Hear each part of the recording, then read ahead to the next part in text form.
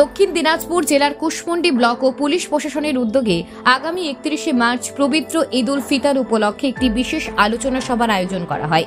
এই দিনের এই আলোচনা সভায় উপস্থিত ছিলেন কুশমন্ডি ব্লকের বিডিও ডক্টর নয়না দে, জেলা পরিষদের সহকারী সভাধিপতি অম্বরীশ সরকার, কুশমন্ডি থানার আইসি তরুণ সাহা, কুশমন্ডি পঞ্চায়েত সমিতির সভাপতি মারিয়াম মার্ডি, বিশিষ্ট ইমাম আজিবুল হোসেন সহ এলাকার অন্যান্য ব্যক্তিরা।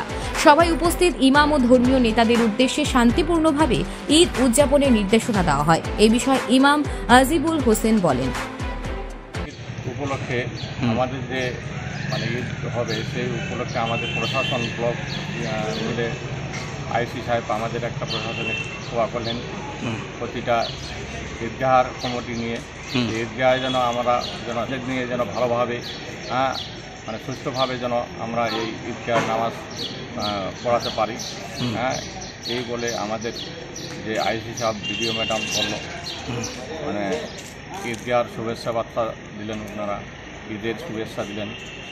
শুভেচ্ছা দেওয়া না বিনিময় হলো আমরা যেন ভালোভাবে ঈদটা পালন করতে পারি, সর্বধর্ম নির্বিশেষে যেন আমরা এই কুশমন্ডি ব্লক যেন ভালোভাবে শান্তিপূর্ণভাবে ঈদ উদযাপন করি এবং ঈদের শুভেচ্ছা নিয়ে এই মিটিংটা শেষ করি।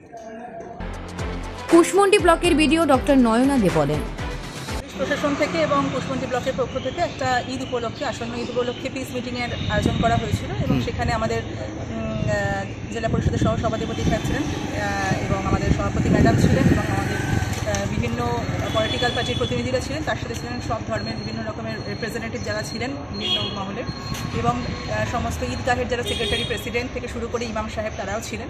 তো আমাদের এখান থেকে পুলিশ প্রশাসনের তরফ থেকে বা আমাদের তরফ থেকে বার্তা দেওয়া হলো যাতে আমাদের এই পবিত্র রমজান মাসে যে তারা রোজা পালন করছে এবং সামনে আসন্ন ঈদ উল ফিতরে যাতে কোনো রকম অসুবিধার না সৃষ্টি হয়, খুব শান্তিপূর্ণভাবে পালন করতে পারেন সেই বিষয়ে, এবং আমাদের ট্রাফিক রুল নিয়েও তারা যাতে ঠিকঠাকভাবে ঈদের আনন্দ যাতে যখন মা দেবেন ট্রাফিক রুল মেনে যাতে তাদের চলেন সেই বিষয়ে তাদেরকে জানানো হলো।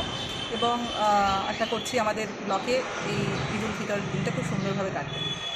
জানিয়েছেন তো আমাদের যে সামর্থ্য অনুযায়ী আমাদের যেরকম জলের ট্যাঙ্কি আছে, আমরা বিশেষ যে সমস্ত জায়গায় জলের অভাব আছে সেই ট্যাঙ্কি দিয়ে দেবো। আর তাছাড়াও পিএইচির যে জলের প্রবলেমটা আছে সেটা আমরা জানিয়েছি ডিস্ট্রিক্টে এবং সেটা আশা করছি খুব তাড়াতাড়ি সমাধান হয়ে যাবে। কুশমন্ডি থেকে দিলদার আলীর প্রতিবেদন, নিউজ টুডে।